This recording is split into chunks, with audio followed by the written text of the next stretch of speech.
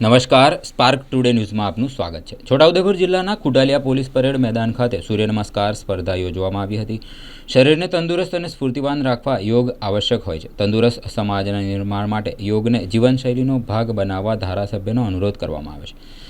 ગુજરાત સરકારના રમતગમત યુવા અને સાંસ્કૃતિક વિભાગ સંલગ્ન ગુજરાત રાજ્ય યોગ બોર્ડ સંચાલિત તેમજ જિલ્લા યુવા અને સાંસ્કૃતિક પ્રવૃત્તિઓને કચેરી છોટાઉદેપુર દ્વારા પોલીસ પરેડ ગ્રાઉન્ડ ખુટાલિયા ખાતે જિલ્લા કક્ષાની સૂર્ય નમસ્કાર સ્પર્ધાનું 2023નું આયોજન કરવામાં આવ્યું હતું। આ પ્રસંગે પોતાની વિશેષ ઉપસ્થિતિ નોંધાવતા ધારાસભ્ય રાજેન્દ્રસિંહ રાઠવાએ યોગને જીવનશૈલીનો મહત્વનો ભાગ ગણાવતા કહ્યું હતું કે વડાપ્રધાન નરેન્દ્રભાઈ મોદીએ દેશની પરંપરાગત યોગ વિદ્યાને વિશ્વ ફલક પર પ્રસ્થાપિત કરી છે, ત્યારે એની યુવા અને ભાવિ પેઢી પણ યોગને જીવનશૈલીનો ભાગ બનાવીને એક તંદુરસ્ત સમાજનું નિર્માણ કરે।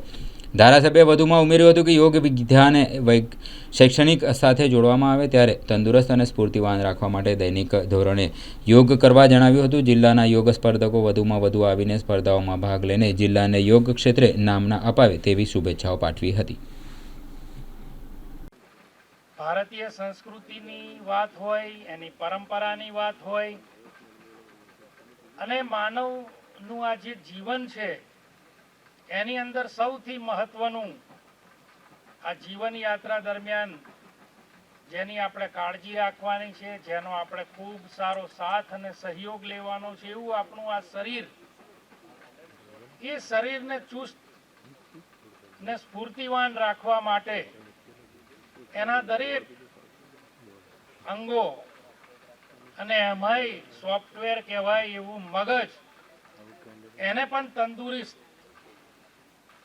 વિચારવાન, ઉર્જાવાન રાખવા માટે યોગ એટલું મહત્વનું પરિબળ છે કે જે ભારતના પ્રાચીન ઋષિ મુનિઓએ આપણને આ પરંપરા આપી છે। અને પરંપરા ક્યાંક ને ક્યાંક આશ્રમોમાં, કોઈ સ્કૂલોમાં,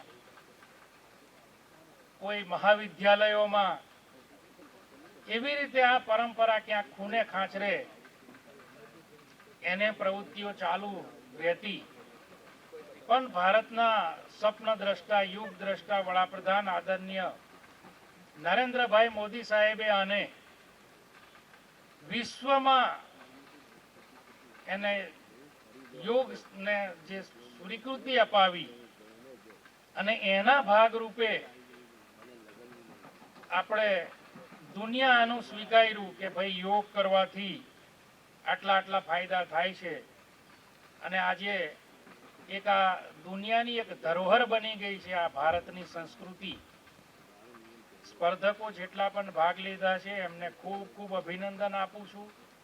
આની સ્પર્ધાઓ સાથે આના કંઈ ઇનામો થવાના, જિલ્લા કક્ષાએ, તાલુકા કક્ષાએ અને આવનાર દિવસોમાં રાજ્ય કક્ષાએ, નેશનલ કક્ષાએ અને ઇન્ટરનેશનલ કક્ષાએ પણ આ કાર્યક્રમો થવાના। તેમાં આપણને લાગે વળગે છે ત્યાં સુધી આ છોટાઉદેપુર જિલ્લો પણ આપણો આમાં આગળ આવે અને છોટાઉદેપુર જિલ્લાના સ્પર્ધકો પણ આમાં ખૂબ ખૂબ નામના કેળવે એવા આપણને શુભાશીષ।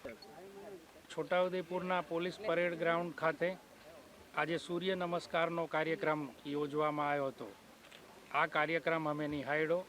સ્પર્ધકોએ ખૂબ એનર્જી સાથે આ કાર્યક્રમ કર્યો અને એમાં અમારા જિલ્લા ભાજપા અધ્યક્ષ, મહામંત્રી, તાલુકા પંચાયતના પ્રમુખ જેમને હાજરી આપી અને આ કાર્યક્રમ યુવા અને સેવા સાંસ્કૃતિક રમતગમત વિભાગ તરફથી યોજવામાં આવ્યો હતો। ખૂબ સુંદર આયોજન એમને કર્યું હતું ને છોટાઉદેપુર જિલ્લાના સ્પર્ધકો રાજ્ય લેવલે નામના કરી શકે તેવી અહીંયા આ વિભાગ દ્વારા પ્રવૃત્તિઓ ચાલી રહી છે।